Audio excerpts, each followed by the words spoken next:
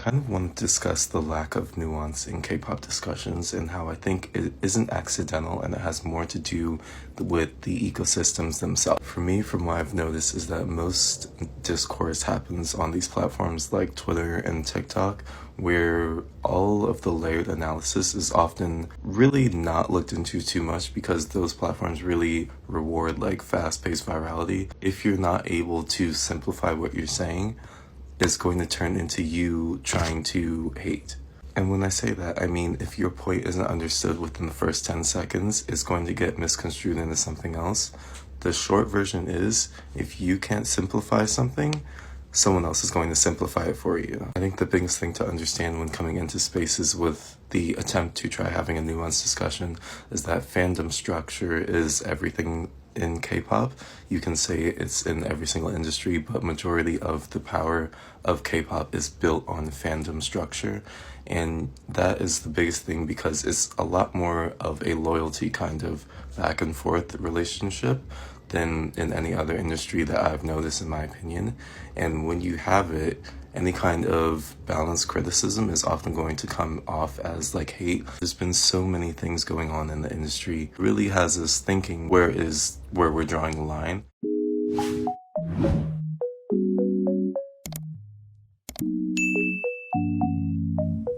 Hey guys, welcome back to my personal channel. If you know me, hey. But if you don't know me, hi, I'm Ashley. I actually have a main channel called Ashley Ann, and over there I talk about Michael Jackson and the band Queen. And over here, I genuinely just talk about whatever I want. Okay, there's no set formula over here. I was wondering if I even wanted to bring up K-pop topics anymore because I actually left being very immersed in the K-pop fandom about a little over a year ago at this point. I was a K-pop fan from 2018 to 2025, so I held in for a while. All right, I held on. I listened to all kinds of K-pop groups, but my main groups that I liked were BTS and NCT 127. In this video, if I particularly mention BTS and NCT 127 the most, there's a reason why. It's because they're the groups I know the most about. I understand that pretty much for any group there has been some kind of controversy, so this isn't to single them out. I still listen to the music occasionally, but ultimately what I decided to do in 2025, I just wasn't really finding joy in either fandom anymore. I felt like basically every day I would log on to social media and see what they were up to, something would happen, and I was just like, you know, it's not that serious, I'm gonna leave the fandom, right? So I sold all my stuff at a yard sale and, you know, was able to give a lot of my merchandise I had loved for so many years over to fans that could not buy directly from Hybe or SM Entertainment, and they didn't have to be overcharged as well, because I do think some of the merchandise is pretty expensive, concert tickets, all that, especially here in the US. Even though I grew tired of how the K-pop industry works, if you don't know a lot about K-pop, the best way I can describe the K-pop industry is it feeds into parasocialism. Oftentimes these idols, they can't date. Like, they can, but the company doesn't want the fans to be aware that the idol is with someone. They basically do that because they want fans to believe that they could potentially end up with a single idol. I didn't really care for that. That didn't really bother me. I could give a crap if any idol started dating and it was public. I don't care. Another thing is they usually start the idols really young, which is something I'm gonna be talking about in this video for sure, especially with this situation with now ex-member of NCT 127 and just NCT in general, Mark Lee. We'll get into that. I'm not saying this would happen to every idol that is taken into an entertainment company at a very young age, you know, doesn't really have contact with their family. They're basically living in a dorm or dorms with their group members, you know, and the training process is just brutal. A lot of these idols, they are basically in debt. I will say that the biggest thing that kept me in the K-pop community was the community. I know a lot of people talk about, you know, oh, K-pop stans are crazy, they're toxic. They definitely exist, but I will say that I still have mutuals that are posting about K-pop groups and they're very nice, so I'm like, you know, I'm not gonna unfollow them. Like, I don't care if that stuff pops up. So I still see all of the stuff that's happening. I'm still seeing it because a lot of my mutuals on Twitter particularly are in the K-pop fandom. But anyway, what I was saying about these idols that, you know, they are trainees and things like that, it's gotta be pretty wild to be like a preteen or a very young teenager and you're just surrounded by these girls or these boys that you don't really know crazy well. Living in these dorms, I've heard the conditions are not great for a lot of these dorms. It's just, in one of these TikToks I'm gonna play, they basically say it's child exploitation. There's cultural appropriation. Beauty standards are to a very high standard for these idols. Oftentimes they have surgery. I know in Korea, I'm not saying every Korean person feels this way. You know, I've never lived in Korea, I've never been to Korea, but I have seen that a typical beauty standard there is to have lighter skin. I understand in some capacity that it is to not cause like wrinkles, like you don't want to be in the sun because the sun can cause like skin spots and wrinkles and things like that, dry skin. People there really want to protect their skin to look more youthful, so I get that.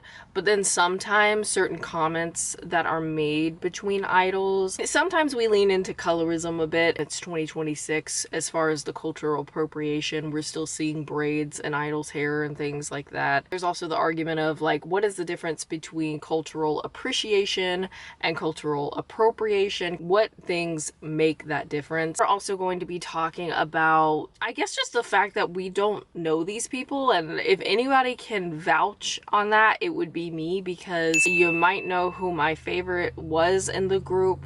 He's currently in jail. He only got 3 years, which is nowhere near enough. I think it's like 3 years and 6 months. But yeah, that particular ex-member of 127 was my bias, and I had so much of his stuff. You really don't know these people.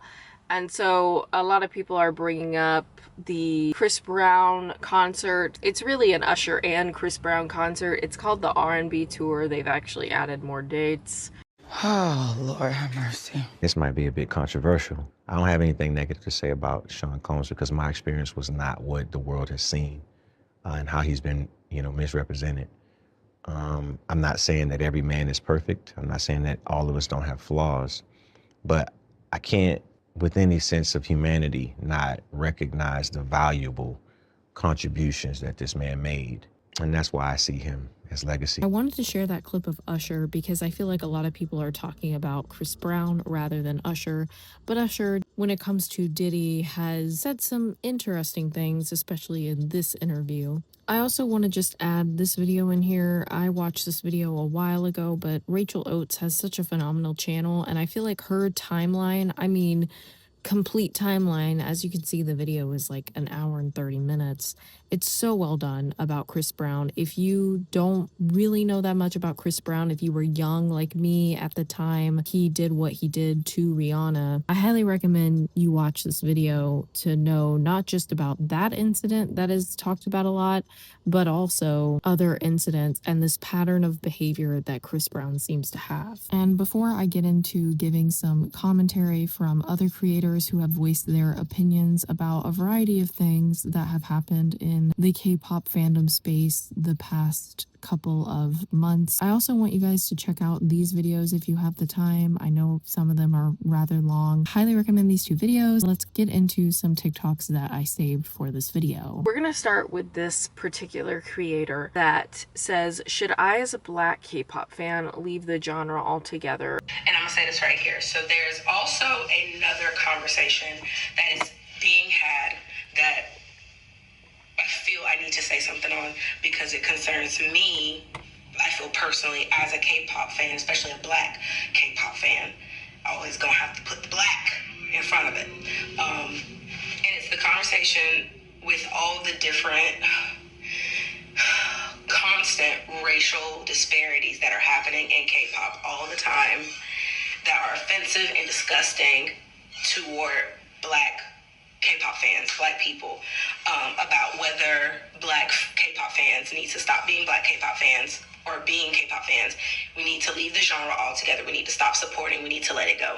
Here's where I stand on that. And again, I preface this by saying this is where I stand on it, because everyone's going to have to do what makes sense to them, and it's not a right or wrong. I know she's particularly talking about Black K-pop stans, but I have several friends of mine that are still into K-pop. Nobody can force someone out of the K-pop fandom.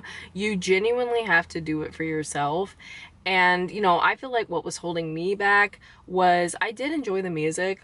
I was able to travel, literally in my early 20s, being able to travel for these concerts and stuff. It was one of the best times of my life. To be able to do that freely was just so much fun, and getting to see the music that got me through some really hard times. I feel like with BTS in particular, whether it was, you know, the Love Yourself campaign or Speak Yourself, it really touched a lot of people. It made them feel seen, it made them feel heard. The music really touched a lot of people. Again, the community that I would meet at these concerts, the people I interacted with online, I had some bad interactions, but I had a lot of really, really good, like overwhelmingly positive out of the bad. And I'm just always thankful for that, you know? God, 2018 K-pop, 2019 K-pop, it feels nostalgic at this point. I was holding on to that. I also understand that it's not even necessarily like the idols themselves. It really is the experiences that you make with other people in the community and the music. I feel for a lot of people that is making people want to hold on. At least that's how it was for me. It wasn't that I thought I was going to be with these idols. I wasn't feeling this parasocial, like, oh, me and Suga, BTS are going to end up together. Like, it wasn't that. It was the experiences that came with these groups. It's how you feel about it personally, unfortunately. And people may disagree with me. Again, that is your path to follow. When I was younger, and when I say younger, I mean like in middle school, I was heavily bullied to the point where the bus driver on my bus had to call my mom and tell her that I was being bullied because I hid it so well. But she was like, she gets on this bus every day crying, and she stays on this bus every day crying, and I can't take it anymore. And so then I had to come clean about being bullied by boys on the bus. I'll never forget this one instance though. When I was in school, I was walking, and this girl had been, just heavily fucking with me. And she just one day was just really bothering me, and she kept walking close behind me, and she would hit the back of my foot with her foot, and it would cause like my shoe to go down. She hit the back of my foot real well at that time, and I turned around and I said, all right, you're gonna have to whip my ass. I was like, because you're not gonna hit my shoe again. So I threw down my backpack, I moved to the open field, and I was like, okay, like if I end up losing this fight, at least I know that I stood up for myself, because we're not gonna keep doing this. I physically can't take this no more. She didn't bother me again after that. I said all that to say, in the conversation about leaving K-pop and not enjoying and not being a part of the genre anymore, I'm not gonna let ignorant, hateful, disgusting people get to dictate what I do and do not enjoy. Because I enjoy K-pop a lot, and K-pop has brought a lot of joy into my life. Because of K-pop, I found a second family who, when I was at my darkest and lowest... Yep, I'm sorry, it got so bright. One of my friends, she had been into K-pop and God since like 2015, and she wanted us to get into it so bad. So like when we finally did 3 years later, she was so excited, and that brought our friend group, closer than we've ever been. Like she said, it brought her a second family. So I understand, why people feel as strongly that they do. It's not because of the idols. It's genuinely for a lot of people because of the community that they found. I like what she said about the community part, because I think oftentimes K-pop fans that either are considering leaving the space or haven't left the space yet, they're all put into a category of just being parasocial. To put every K-pop fan as the only reason they won't leave is because they're so loyal to an idol, or a group, which, trust me, I've seen it. I genuinely, with some people that are fans of a group or a particular idol, I'm like, what would it take for you to not be a fan? Because the babying that I have seen, like one of these TikToks I'm gonna play, the babying I have seen recently with J-Hope and Namjoon is just a lot. I mean, some people, they say separate the music from the artist, they don't care, but I feel like when it comes to something as serious as literal violence against women and men, then I don't really think I can separate that. I found a second family who, when I was at my darkest and lowest, were the ones who saw me and who catered to me and who loved me. K-pop brings me a lot of joy. I love my groups. Why do I have to be the one to leave because the loud, obnoxiously loud and wrong ones got that much power? No, I'm not. But what I am going to do is turn around and say, you got one more time. You got one more time.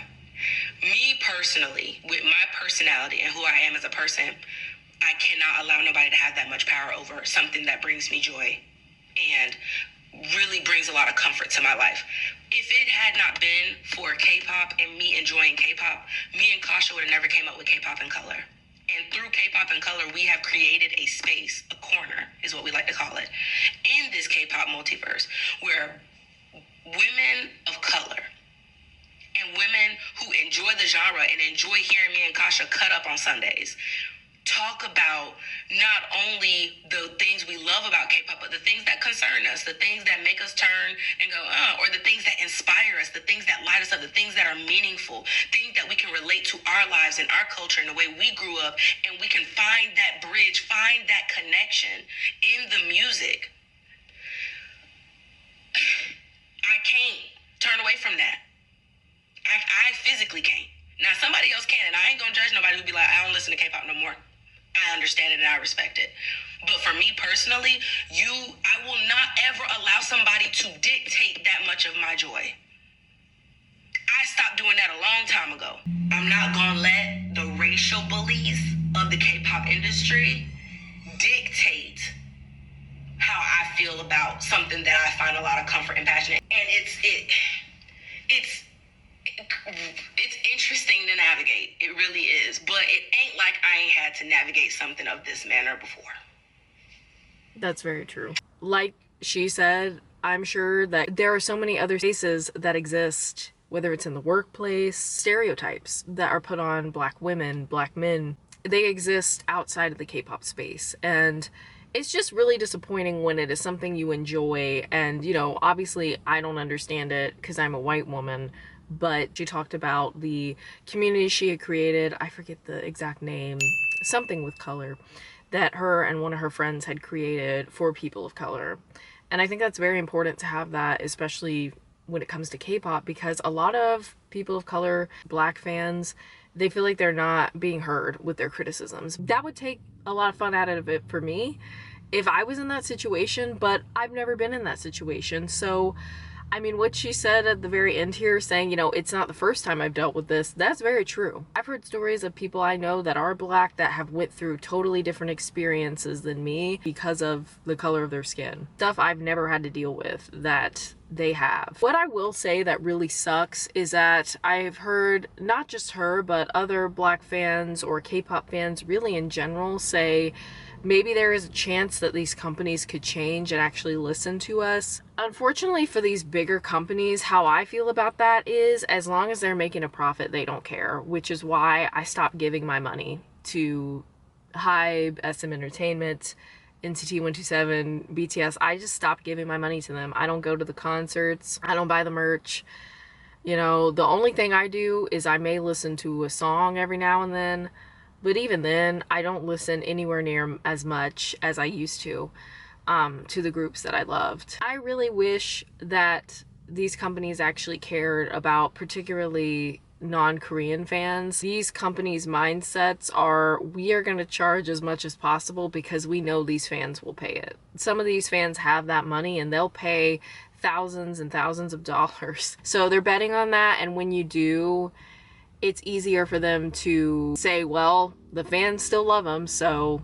And it sucks because I try to be optimistic, but K-pop is another one of those things where I feel like for them, the money is the most important. It's not just K-pop, it's really the entertainment industry in general where I feel like people are being priced out of being fans. I really hate that she's gotten to this point. Like, I feel empathy for her. I do. Even as someone that I just can't even imagine going back to the K-pop space after all that has happened. I'm fully there. But as someone that it was in the back of my mind for years that maybe I should find something else to do with my time, I completely empathize with her over her having this safe space for her and her friends that has brought her so much joy and not wanting to lose that. I have people in my life that have started small businesses based off of K-pop products, K-pop accessories, and I know that means so much to them. That's basically become a source of income for them. And letting go of that is not as easy as saying, I don't know this idol, I don't like what they've done. I feel like it's easier for people to do that than to leave something that brought them community. Not saying it doesn't happen with these idols. Again, one of these TikToks, I feel like this particular person excuses, in my eyes, poor decisions, especially people online, like Twitter especially. But it's kind of always been that way on Stan Twitter. There's a lot of people that make excuses for that. I mean, that's why it's called Stan Twitter. You know, no matter what they do, I'm going to support them always kind of thing. And yeah, I think most fans don't have that mindset, I would hope, but some do. But let's go ahead and get into this TikTok. This person is talking about BTS at the Chris Brown and Usher R&B tour concert. So this was what she had to say. Feel free to cancel me, but no, I don't care that Namjoon and Hobi were at the Chris Brown concert. To me, Chris Brown is like Jay Park. I don't like Jay Park. I don't support. Also, I'm sorry, I don't really like Jay Park either, but Jay Park has never done any kind of things that Chris Brown has done, correct? I don't think he has ever had any charges or anything like that. I don't know if she's trying to compare the sound and not so much the character or the decisions that have been made, but even as someone that doesn't care for Jay Park, I thought that was a little wild anyway. But as soon as that song, as soon as that comes on, I'm shaking my ass. I'll probably go to a Jay Park concert just to hear that song live. So no, I don't really care that Namjoon and Hobi were at Chris Brown's concert. A lot of y'all are throwing stones at them, and they might. I don't feel like that's comparable. I mean, I'm not gonna sit here and act like Jay Park is this like saint of a person by any means, but Jay Park and Chris Brown, there's a lot of differences there. Oh, what happened with Chris Brown? Oh. A lot of y'all here. She says they might not know what happened with Chris Brown. A lot of y'all are throwing stones at them, and they might not even know what happened with Chris Brown. I consider this babying of idols. I really do. It's the same with Mark Lee and the Confederate flag shirt. Mark was born in Canada. I fail to see how he does not understand what that symbol on his shirt means. And with Namjoon and J-Hope, and even if they don't know, you should come out and say it. But I really don't think they're gonna make a statement. Let's play devil's advocate and say they didn't know, right? The least you could do is make a statement about it. And I know people will say their company, sometimes it's best to just let stuff blow over. They're not going to make a statement about everything. If we're being honest, yeah, I don't think we're getting a statement of any kind. I think they're just gonna not say anything, go about as usual, and hoping, you know, it will blow over. And I'm gonna be honest, it will blow over. Collabing with certain brands and companies, that was enough for me personally to check out. I feel like NCT 127 as well. SM rarely, unless it's pretty intense, makes statements about things. It lets artists release some kind of apology or things like that. I feel like it has to be rather intense for that to happen, because a lot of these companies are banking on people will forget about it if we stop bringing it up, and they're still going to go to the concert. You know what I'm saying? And plenty of people went to see BTS in Arlington. You know, like, they didn't sell their tickets. They went, even after what had happened. So Realize that the earth does not revolve around the West. South Korea still heavily oppresses women. The 4B movement is a thing for a reason. So all of Chris Brown's atrocities against women, might not have even made the news over there because they don't care. By they, I mean the news outlets. I think it's okay to be a little disappointed that they publicly posted Chris Brown on their story, but other than that, these idols, they're just people. BTS can't know everything and be 100% woke all of the time. Going to Chris Brown's concert and posting on their story could have been a contractual obligation. We literally don't know. So I don't know about y'all, but I still love Namjoon, I still love Hobi, I still love BTS, and Chris Brown is certainly not taking that away from me. Again, if you were a little disappointed by the situation, that's totally fair, but if your mental health completely contingents on what another idol thinks and does, and they don't even know you exist, we maybe need to reevaluate things. I have a problem with the end of this take because I think to just water it down to someone is having a mental breakdown because an idol went to a Chris Brown and Usher concert and posted about it and told Usher and Chris Brown like it's an honor. I fear it's just more nuanced than that. One thing I have always said is that if a man is in a room with other men and they claim to, you know, be in alliance with women, when it comes to men in rooms with other men, oftentimes men will make jokes about women. Men will degrade women when other men are around. And if there is a man who claims to be in alliance with women, support women, it's not that we need them to come save us or anything. It's just, if you stand on that, you need to speak up, because if you don't speak up and you see men degrading other women, or you support by going to a concert of a man that has harmed women, what is that saying to your mostly female audience? I'm not saying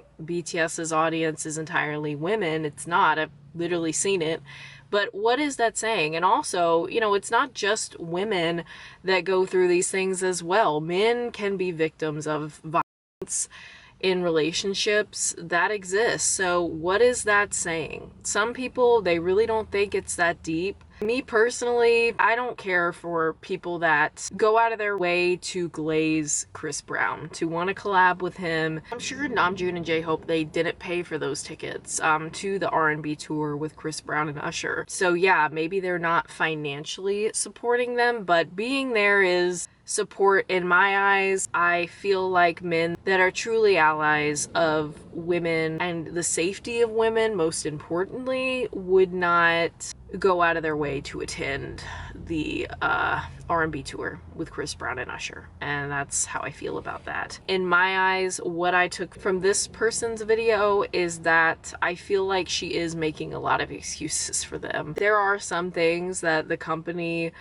does that the idol has to follow through with if they're contracted to do so, but I don't see this as one of those cases. I think it's not just BTS, it's a lot of idols who have posted Chris Brown's music. They choose a Chris Brown song. I personally don't listen to Chris Brown. I have him blocked on my Spotify. I don't know how people feel about like playing the music versus going to the concert, but I definitely think going out of your way to go to the R&B tour with Chris Brown and Usher is a choice. So moving on, I really love what this person says.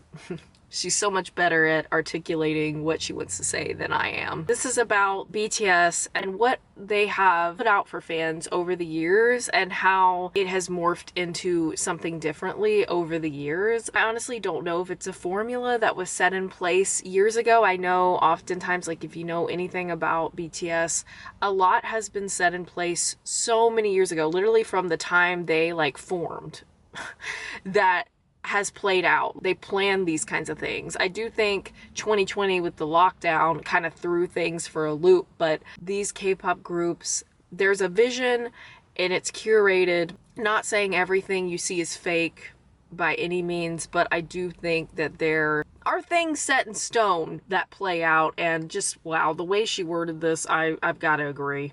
BTS lives in such a moral contradiction right now, and it is so interesting to see the fans kind of grapple with this cognitive dissonance, because the same BTS whose entire fame is predicated on them being advocates for mental health, advocates for violence against children, advocates for working barriers for Korean artists and Asian artists as a whole, and for the same BTS whose basically brand has been, we are artists above all else, even though we come from the K-pop machine, which is known for being manufactured and known for the idols not necessarily having a say in what they do. I do want to add that I know a big reason why BTS got so big, I think, is because I do feel like they have had more contribution into their work than some groups where they don't really write, you know. I do want to add that. That same BTS, they are now endorsing companies with links to genocide and Zionism.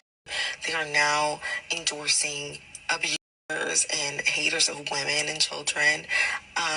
They are now single-handedly responsible for the biggest vehicle of monoculture in K-pop right now, which is Hype, the company. They single-handedly are the reason that Hype exists, and despite them speaking so much about how important it is for artistry to be at the core of music, they are also endorsers of AI, which is the biggest attack on music artistry right now. Amen. Now, Amen, girl. I'm fascinated by the stories that we tell ourselves to justify, reinforce, and convince others of who we are, what others mean to us, and what our beliefs are, right? And BTS is such a good case study in cultivating a strong fandom culture based off the stories we tell ourselves about them, right? About their persecution in the West and their heightened sense of nobility and wokeness in contradiction to their punitive and conservative upbringing in K-pop. They're also a good case study in doing all of that while creating and maintaining a new status quo with the same capitalistic infrastructure that used to hold them back. The same capitalistic infrastructure they used to denounce. And by maintaining that status quo, they're effectively shutting the door behind them, right? They are a great case study of being a perpetual victim, and being the underdog of the West, while also being the most commercially successful boy group of our modern times. True. And those two things should not be able to coexist, but it does with them. And this might be a crazy comparison, okay? This is a crazy comparison. But you know what I see? Where I see that same victim complex while also being the biggest, most successful thing ever. You know where I see that also happening? Christianity. I'm telling you.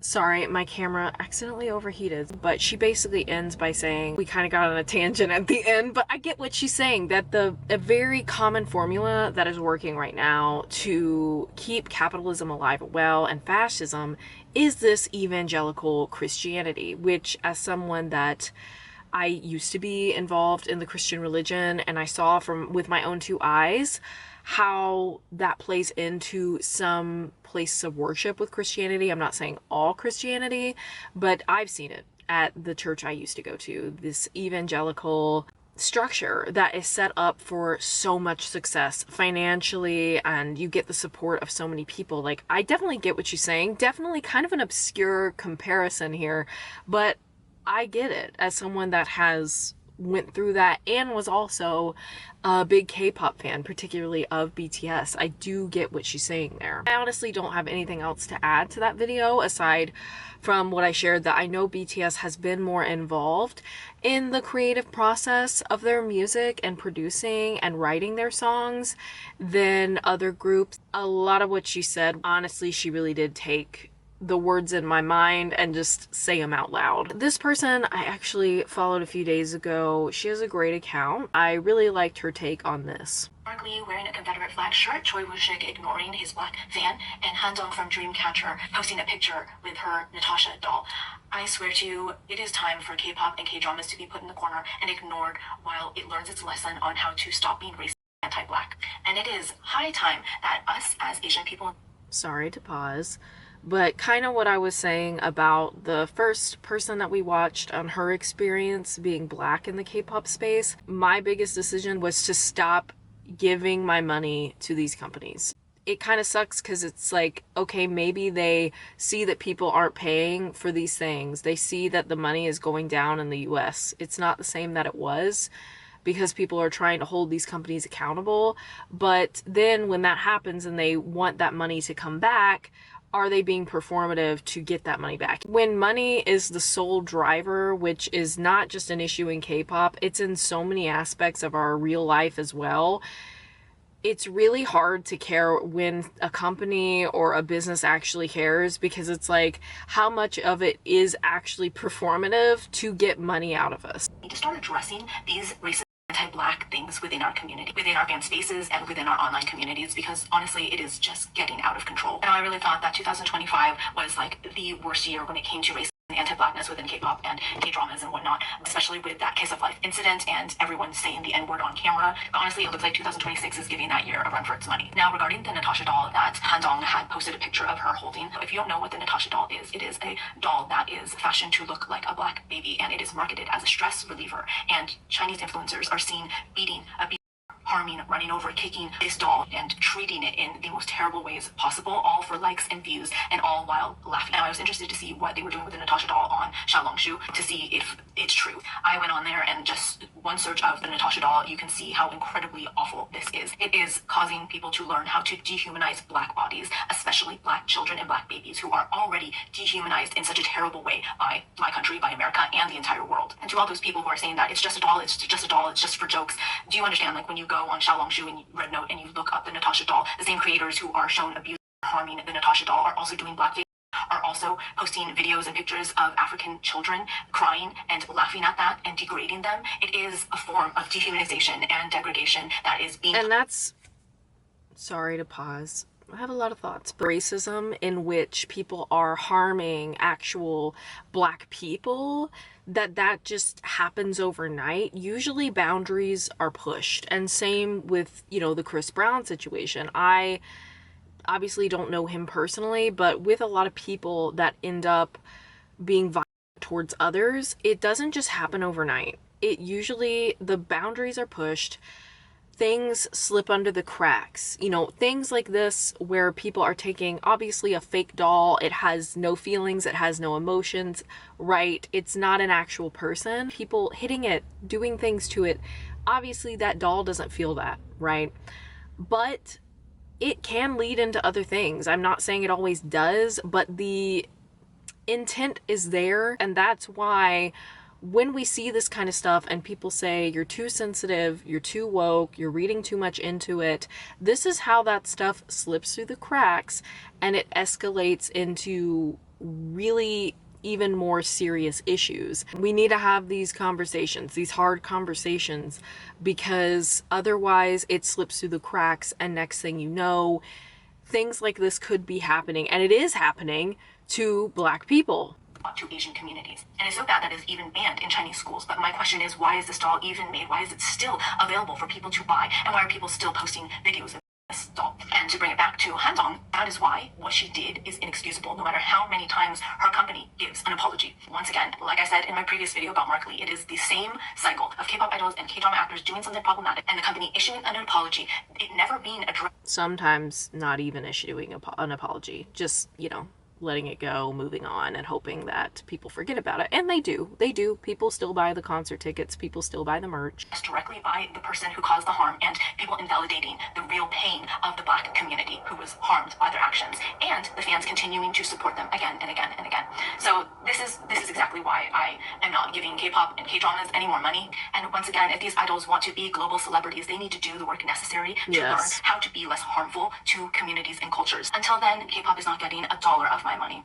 Yeah, that's how I am, not giving them money. But again, I'm not forcing anybody to do that. That is a decision you have to make yourself, but it's a decision I've made, and I'm glad I made that decision personally. Just want to add that as I'm editing this, I did see the news that the Pixel Project has actually removed Namjoon as one of their male role models in their list after he attended the Chris Brown concert with J-Hope, and has been basically radio silent. As of me recording this, which is August 20th, I definitely support the Pixel Project removing him, because silence is 100% an answer, and him and J-Hope need to be held accountable. This is the person I was mentioning earlier in this video that is Korean, has lived in Korea, and has lived in the US. So two different perspectives here. As someone who used to make commentary content on K-pop topics kind of semi-regularly in the past, I stopped doing it after I realized that most of you actually don't give a fuck.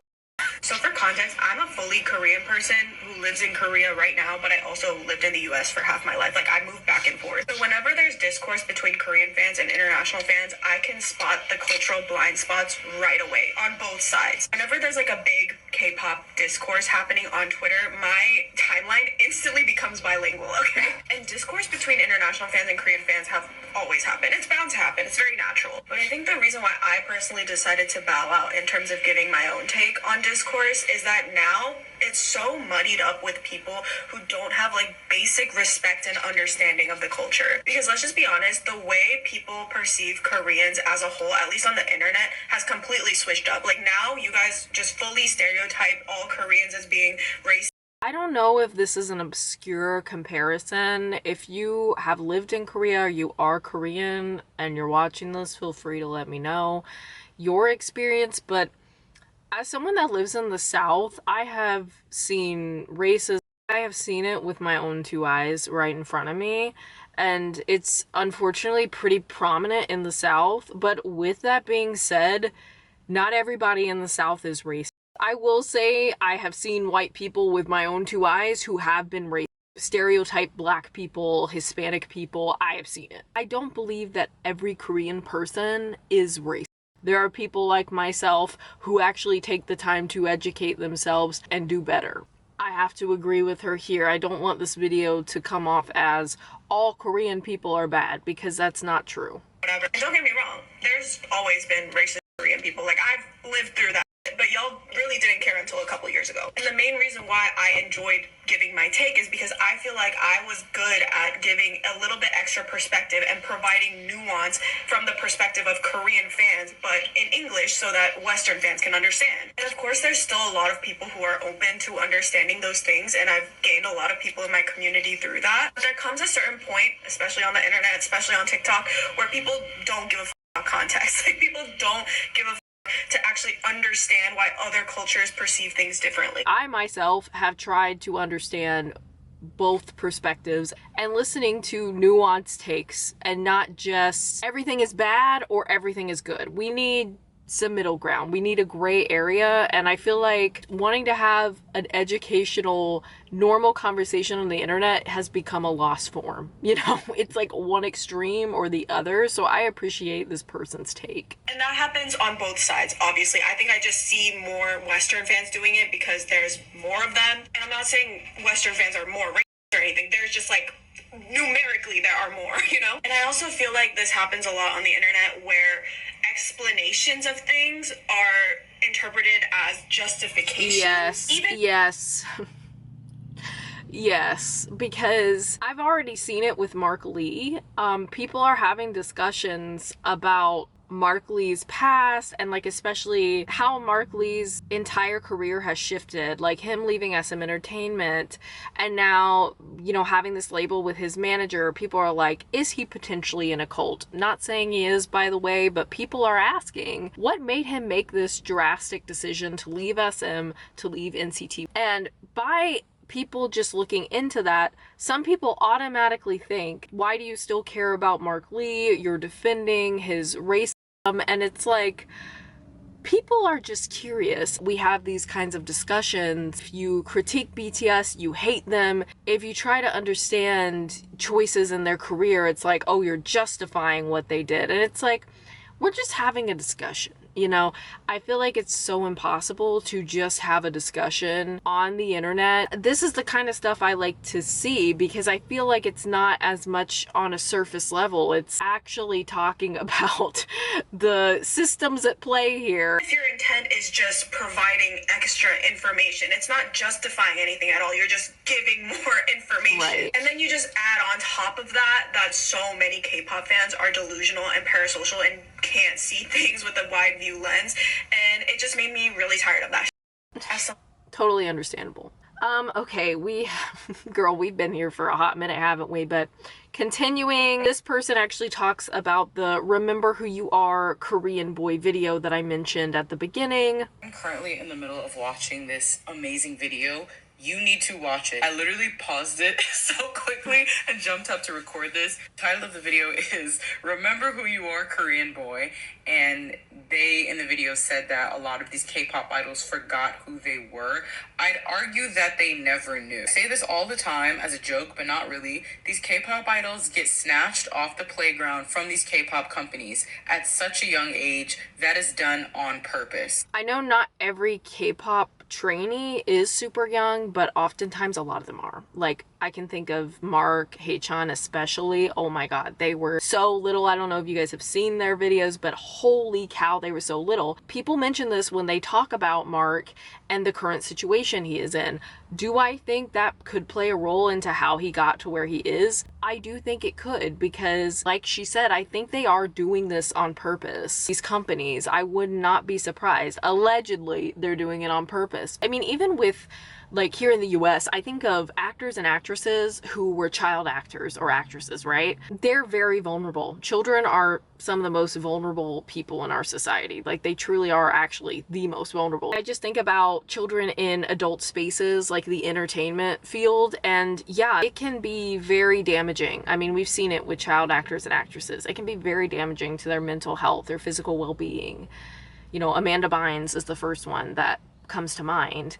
Really sad. I see it, maybe not to that level of extreme, but I could see how that would happen with very young trainee K-pop idols, where this is like all they've known for most of their developmental years. You know what I'm saying? I mean, how could that not affect a person? I don't see how in the most formative years of your life that couldn't affect you in some way. The younger you are, the less you know, the less you'll know how to advocate for yourself, the more you are likely to basically practically kill yourself to achieve your dreams, a lot of things. But when you're young, there's a high chance you have little to zero sense of self. Even grown adults to this day, I argue that finding who you are, your sense of self, is a lifelong journey. But obviously, you don't know who the you are when you're a teenager. When you don't know who you are, you're finding your sense of self, especially being a teenager. You're impressionable.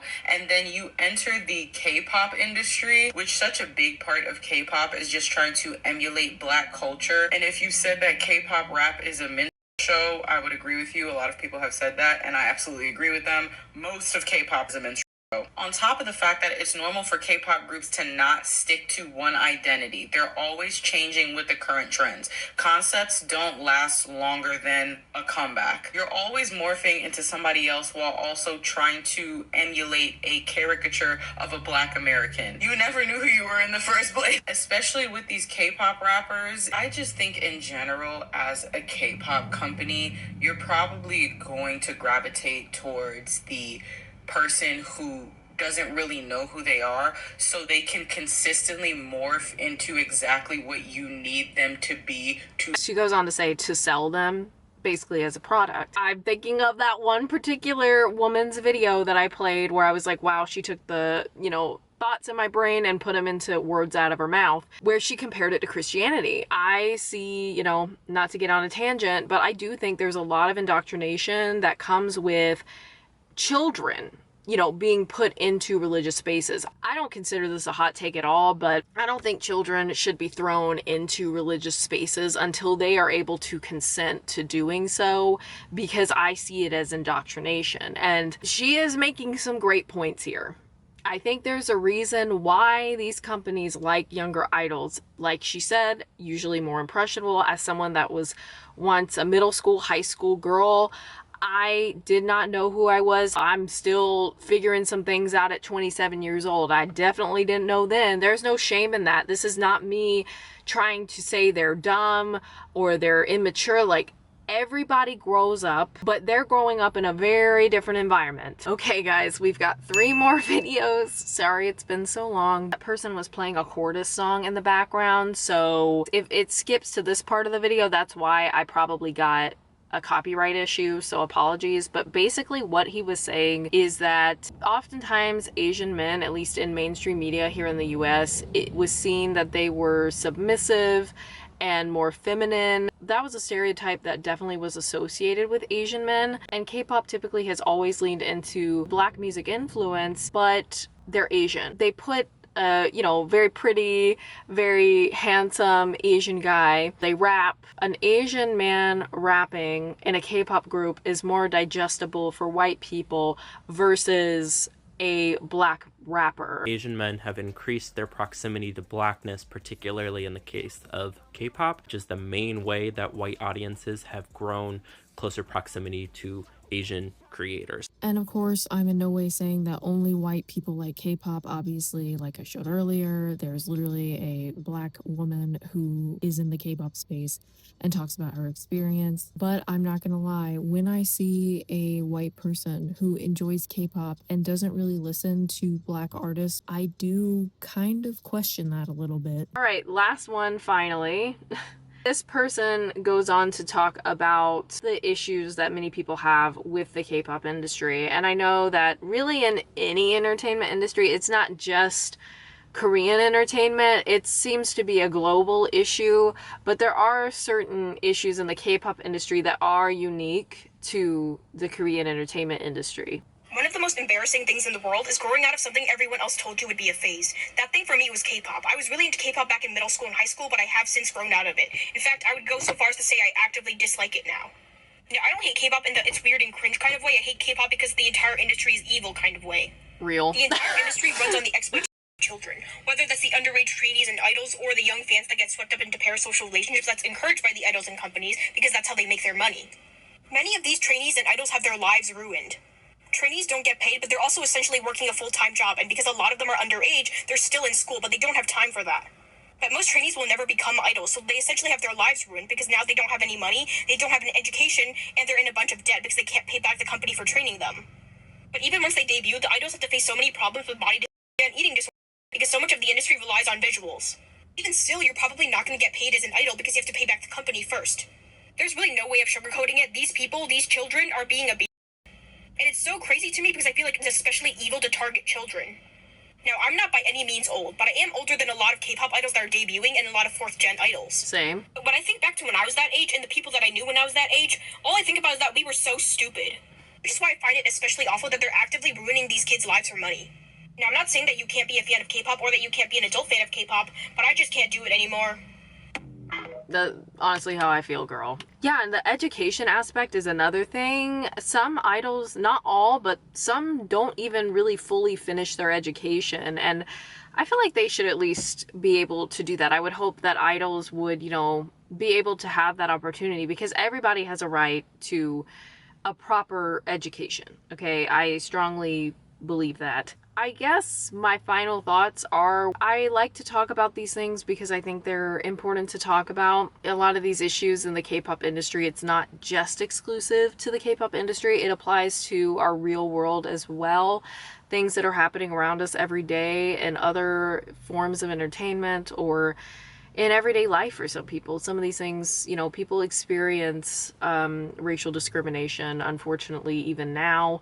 And especially with just how turbulent things are here in the US right now, it's becoming more and more normalized to be outwardly racist and basically a bigot. It's becoming more normalized, unfortunately, with our current administration. I chose to leave the K-pop space for many reasons. I don't give my money to these companies anymore. I just can't do it. I can't justify it. Everybody has different experiences, different perspectives, and I'm more than welcome to hear y'all's opinions and perspectives in the comments, but if you're not willing to actually have a conversation and you're just gonna automatically not take in anything that was said in this video and form an opinion, then I just wouldn't comment, but that's just my advice. But to anybody that actually sat through this ridiculously long video and maybe learned something or has something productive to add to the conversation, then go on ahead.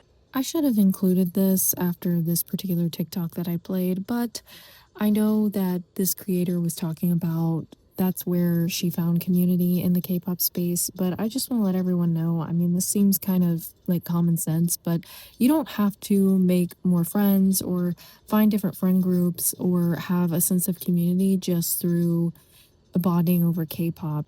You can get into other hobbies, you know, other things you enjoy that are not revolving around K-pop, and make great friends that way. So I highly encourage, if you're not so sure if you want to stay in the K-pop space, or you have left the K-pop space and you're worried about, you know, finding that community, it totally is possible. Activities, clubs, probably, you know, where you live. I understand as adults, it's really hard to make friends. I struggle with it. I have a very tiny friend group, so I totally get it. You can find people that you enjoy being around. So I did want to include that, but anyway, let's close out this almost hour-long video now, shall we? Those are my thoughts. Let me know your thoughts below if you would like to share. Let's try to keep it respectful. I will see you guys in the next video. Bye, guys!